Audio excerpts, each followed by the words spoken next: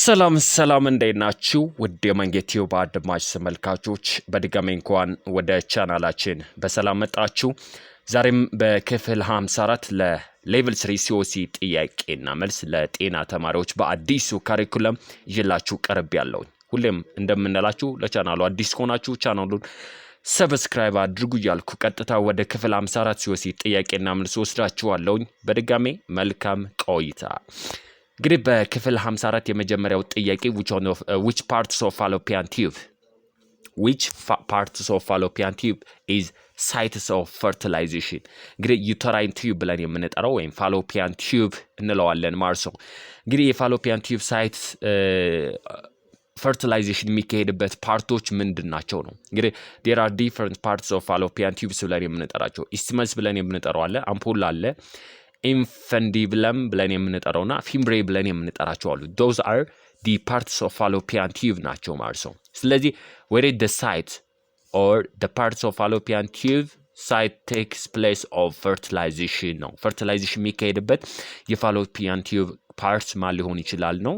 isthmus, ampulla, infundibulum and then ampulla and then fimbriae ብለን የምንጠራው ከነዚህ ውስጥ ማንኛው ሊሆን ይችላል ነው? anyways ampulla of the fallopian tubes. ampulla is a part of fallopian tube that is important for or the site where fertilization that occur ነው። fertilization የሚካሄድበት ቦታ ነው ማለት ነው። ስለዚህ the correct answer is B. and then ሁለተኛ blank is a part of female reproductive organ ነው። እንግዲህ የፊሜል ሪፕሮዳክቲቭ ኦርጋን ነው። ከዛም ውስጥ where fertilization is takes place ዩትረስ ላይ ነው፣ fallopian tube ነው፣ cervix ወይንስ vagina part ላይ ነው? ማንኛው ነው most commonly የፊሜል ሪፕሮዳክቲቭ ኦርጋን fertilization የሚካሄድበት ነው? እንግዲህ እነዚህኞቹ ዩትረስ ብለን የምንጠራቸው ቤቢ ግሮ የሚያደርግበት ኤሪያ ነው ማለት ነው። እና ሌሎቹ cervix vagina የምንላቸው በርዝ ካናሎች ናቸው። But the fallopian tubes or uterine tube ብለን የምንጠራው the site where fertilization that takes place ማለት ነው። ስለዚህ B ነው። ሌላው ሶስተኛ blank is a process of collecting, analyzing and documenting patient information or data ነው። እንግዲህ ፔሸንቶችን ኢንፎርሜሽን ኮሌክት ማድረግ፣ ፔሸንቶችን ዴታ ቬሪፋይ ማድረግ፣ አናላይዝ ማድረግና ዶክመንት ማድረግ የትኛው የፓርትስ ኦፍ ነርሲንግ ፕሮሰስ ነው የሚለው ነው። እንግዲህ ነርሲንግ ፕሮሰስ ወደ 5 አሉ። ነርሲንግ አሰስመንት፣ ዲያግኖስ፣ ፕላን፣ ኢምፕሊመንት እና ኢቫሉዌሽን ብለን የምንጠራው ማለት ነው። ከዛ ውስጥ ነርሲንግ ዲያግኖስ፣ ነርሲንግ ኢንተርቬንሽን፣ አሰስመንት፣ ነርሲንግ ፕላን፣ ነርሲንግ ኢቫሉዌሽን ብለን የምንጠራው ከዚህ ፓርቶች ላይ ማንኛው ነው የኮሌክት ቬሪፋይ አናላይዝ እና ዶክመንት ፔሸንት ኢንፎርሜሽን ኦር ዴታ የምናድርገው ነው? ኤኒዌይስ በቀላሉ it's nursing assessment. It is the first parts of or the first steps of nursing process, and it is process of collecting, verify, analyze, document patient information or data ማድረግ ነው። ዲያግኖስ ማለት the second step ብለን የምንጠራው ነው። or በቀላሉ ምንድነው differentiating the disease or the causative agents ማለት ነው። ፕላን ማለት written plan of care ነው። ኢንተርቬንሽን በምንለበት ሰዓት ደግሞ that is doing and documenting ብለን የምንጠራው ያ ማለት ስራው የምንሰራበት ማለት ነው። and evaluation if the procedure or the intervention is meet or not ነው። ስለዚህ meet መሆን አለመሆኑን በቀላሉ የምናይበት የምናረጋግጥበት ግምገማ ማለት ነው፣ የምንገመግምበት ነው። if our nursing intervention is effective or not የሚለውን የምናይበት that is nursing evaluation ብለን እንጠራለን። ከዚህ ውስጥ እንግዲህ nursing assessment ነው ማለት ነው። ሌላው አራተኛ ላይ duration the patient to be placed in sitz ባዝ ማለት ነው። እንግዲህ sitz ባዝ ብለን የምንጠራው አለ። እንግዲህ sitz ባዝ ላይ ሰውየውን ካስቀመጥ ነው በኋላ ስንት ደቂቃ ይቆያል ነው ባጭሩ። ወይ ከ10 እስከ 15 ከ15 እስከ 20 ከ20 እስከ 30 ሚኒት ነው የሚለን።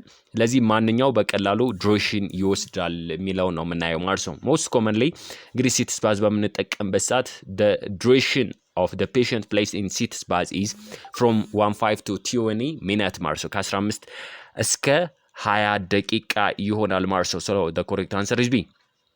and then አምስተኛው one of the following about positioning unconscious patient ማለት ነው። እንግዲህ there are different types of position in healthcare institution ማለት ነው። በቀላሉ ፖዚሽን ነውና ፖዚሽን በምናደርግበት ሰዓት ደግሞ every 1 or 2 hours ፖዚሽን እናደርጋለን ነው። እዚህ ጋር የሚለን ምንድነው one of the following trap about positioning unconscious patients. Unconscious ማለት loss of consciousness ማለት ነው። unresponsiveness ማለት ነው። unresponsive ለሆነ unconscious ለሆነ loss of consciousness ላጋጠመው ሰው ፖዚሽን የምናድርገው ለምንድን ነው? most commonly እንግዲህ ሌፍት ላተራል ፖዚሽን ምናምን እናድርጋለንና ያን ማድረጋችን ለምን ይጠቅማል? facilitate aspiration to induce sleeping to prevent aspiration ነው የሚለንና most commonly unconscious patientዎችን especially left lateral aspects of the body ማለት ነው put የምናድርገው to prevent aspiration ነው ትንታን ለመከላከል ነው ማለት ነው። so ስድስተኛ ላይ to convert a message into a groups of word ነው። ስለዚህ እነዚህ ሜሴጆችን ወደ word symbol gesture and sound that present idea or concept is called ነው። ስለዚህ በቀላሉ ወደ ምንነት ማለት ነው ሜሴጆችን groups of word symbols or gesture that present idea concept ብለን የምንጠራው ስለዚህ mostly እንግዲህ እዚህ ጋር ኢንኮዲንግ እና ዲኮዲንግ ብለን የምንጠራቸው አሉ ማለት ነው። ስለዚህ ወደ ወርድ ወደ ሲምቦል ኮንቨርት ማድረግ ምን ብለን እንጠራዋለን ነው ኖይዝ ኢንኮዲንግ ፊድባክ ኤንድ ሚዲያ ሪችነስ ነው የሚለን። ስለዚህ ኢንኮዲንግ ከሆነ ኮንቨርሽንስ ኦፍ ሳውንድ ቱ ሲምቦል ነው። ስለዚህ ሳውንዱን ወደ በቀላሉ ወደ ምን ድራው ማለት ነው ወይ ሜሴጁን ወደ ሲምቦል መቀየር ማለት ነው። and then decoding ብለን የምንጠራው ካለ ደግሞ conversions of symbol to sound ማለት ነው። ሲምቦሉ ወደ ሳውንድ የምንቀይር ከሆነ that is ምንድነው decoding ብለን ልንጠራው እንችላለን ማለት ነው። እዚህ ጋር ግን ሜሴጁን ወደ ወርድ ሲምቦል መቀየር ምን ብለን እንጠራዋለን ነው የሚለንና this is encoding ብለን እንጠራለን ማለት ነው። in communication channel ላይ ኮሚኒኬሽን ቻነልስ ብለን የምንጠራቸው አሉ። ከዛ ውስጥ ኢንኮዲንግ አንዱ ነው ማለት ነው። ስለዚህ ወደ ሲምቦል መቀየር ኢንኮዲንግ ብለን እንጠራዋለን ነው። ሰባተኛው ላይ among the methods of family planning እንግዲህ methods of family planning ብለን የምንጠራው አለ which one is indicated ነው። ማንኛው ነው after ምንድነው casual ነው unwanted እንደማለት ነው። unwanted የሆነ unprotected sex ከተደረገ በኋላ የምንጠቀመው methods of family planning ማንኛው ይሆናል ወይ ማንኛው እንጠቀማለን ነው። emergency contraceptive pills ወይም ECP ብለን የምንጠራው አንድ mini pills combined oral contraceptive pills or COC የምንለው ነው implanon next ነው። እንግዲህ እነዚህኞቹ ፋሚሊ ፕላኒንግ ሜተድስ ብለን የምንጠራቸው ማለት ነው። most commonly የምንጠቀማቸው መቼ ላይ ነው? before unprotected sexual intercourse we need to take those pills ማለት ነው። but emergency contraceptive pills ብለን የምንጠራው post pills እንለዋለን ACP ብለን የምንጠራቸው these are emergency ነው። so after we can take these pills within 72 hours ማለት ነው of unprotected sex ማለት ነው። ከዛ ምን አደረገው ነው so post pills or emergency contraceptive pills ምንለው ነው ማለት ነው። ሌላው ስምንተኛ ላይ blank is preferable position during energetic feeding ማለት ነው። energetic feeding በምንሰራበት ሰዓት preferable position ምንለው ማንኛው ነው? lateral, prone, supine and polar position ማለት ነው።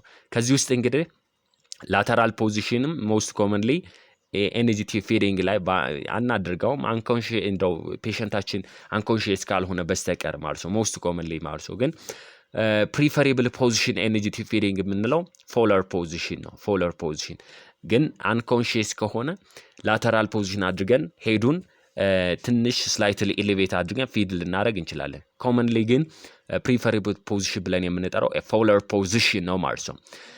እንደዚሁ ዘጠነኛው ላይ which types of fractures is common እንግዲህ fractures ብለን የምንጠራው it is breaking the continuity of bone ነው። bone continuity bone ይሄ በቀላሉ ቶርን በሚያደርግበት ሰዓት ወይም በሚሰበርበት ሰዓት በቀላሉ ወይም break ሲያደርግ this is fracture ብለን እንጠራለን ነው። commonly እንግዲህ there are different types of fracture ከዛ ውስጥ ለያንግ ችልድረኖች ወይም ለህፃናቶች ላይ ኮመን የሚባለው ማለት ነው green stick avulsion compress spiral fractures ብለን የምንጠራው ከዚህ ውስጥ ማንኛው ሊሆን ይችላል ስንል እንግዲህ ህፃናቶች ላይ ኮመን የሚሆነው one sided bend and the other is ምንድነው ማለት ነው በቀላሉ break ሲያደርግ break and one side break and one side bend ሲያደርግ that is መታጠፍ ማለት ነው። አጥንቱ ጥፍ ማለት that is bent ማድረግ that is green stick fracture ብለን እንጠራዋለን ማለት ነው። ለዚህ young childrenዎች ላይ ኮመን ነው ማለት ነው። ሌላው አስረኛው ላይ which kinds of baths recommended reducing local irritation and hemorrhoid and anal fissures of anal area ነው እንግዲህ አነስ አካባቢ ላይ ወይም ፊንጥጣ አካባቢ ላይ አንደኛ ሄሞሮይድ ካለ ኪንታሮት and fissure መሰነጣጠቅ ካለ እሱን ኢንፍላሜሽን ሎካል ኢንፍላሜሽንን ወይ ኢሪቴሽንን ሪዲዩስ ለማድረግ ምን ተጠቀመው ባዝ ምን አይነት ነው ሲትስ ባዝ ፓርሻል ቤድ ባዝ ሆት ዋተር ባዝ እና ሰልፍ ለማለት ነው እዚህ ጋር ሰልፍ ሄልፕ ባዝ ብለን የምንጠራቸው ማርሶ አለ ለዚህ ያን ሰፖርት ያድርግን ምን ሰራ ከሆነ ሰልፍ ሄልፕ እንላለና እዚህ ጋር ለሄሞሮይድ ለአናል ፊዥር የምንጠቀመው ማንኛው ነው ሲትስ ባዝ ብለን እንጠራለን ማርሶ ለዚህ እነሱን በቀላሉ ስፔሻሊ እነዚህ ኤፒዞቶሚ ምናም ከተሰራላቸው ለዚህ ሲትስ ባዝ እንጠቀማለን ሌላው 11ኛ ላይ the first action for the patient with produced bleeding on lower right arm ማርሶ lower right arm ላይ በቀላሉ bleeding develop ካደረገ first actionu ምንድነው ነው bleeding control ነው ባጭሩ ግን what are the first steps of bleeding control ይለናል አንደኛው apply point pressure ነው apply point pressure ማለት indirect pressure ማለት ነው or apply the pressure on the supplying artery እንደማለት ነው the second one is mobilize ማድረግ ነው elevate አድርጉት ነው የሚለን apply direct pressures ነው እንግዲህ immobilization በመነለበት ሰዓት በቀላሉ splint application እንደማለት ነው ሰው መጠገን ነው ለዚህ ከimmobilization በፊት ግን መጀመሪያ ላይ first we need to control bleeding ማለት ነው then after bleeding control we can immobilize ነው the fractured or the injured area እዚህ ጋር ግን ስንሰራ እንግዲህ bleeding control ስለሆነ ስቴፑ የመጀመሪያው ዳይሬክት ፕሬሸር ማድረግ ነው ሁለተኛው ላይ ኤሌቬሽን ነው the third one is indirect pressure or pressure point ማለት point pressure ማድረግ finally tourniquet ነው እዚህ ጋር ግን the first action ነው የሚለን for 20 minutes ማለት ነው ለ20 ደቂቃ ያክል ዳይሬክት ፕሬሸር አድርገን bleeding site ላይ ማድረግ that is ምንድነው the first action ማለት for bleeding control 12ኛው ላይ periodical counting 12 እና እንግዲህ የመጨረሻው ማለት ነው periodical counting health facility materials ማለት ነው health facility materialዎችን periodically count ማድረግ ከማንኛው ይመደባሉ resource management procurement supply management inventory management ማለት ነው periodically ምናረጋው ከሆነ that is ምን ብለን ጠራዋለን inventory management ማለት ነው inventory management ብለን የምንጠራው ነው ስለዚህ ውድ አድማጭ ተመልካቾች በክፍል 54 ይላችሁ የቀረብኩት 12 ጥያቄዎች የኔ መስል ነበር መንገ ነበርኩኝ ሰላማችሁ ብዝት ይበልልኝ ሰላም ሆኖልኝ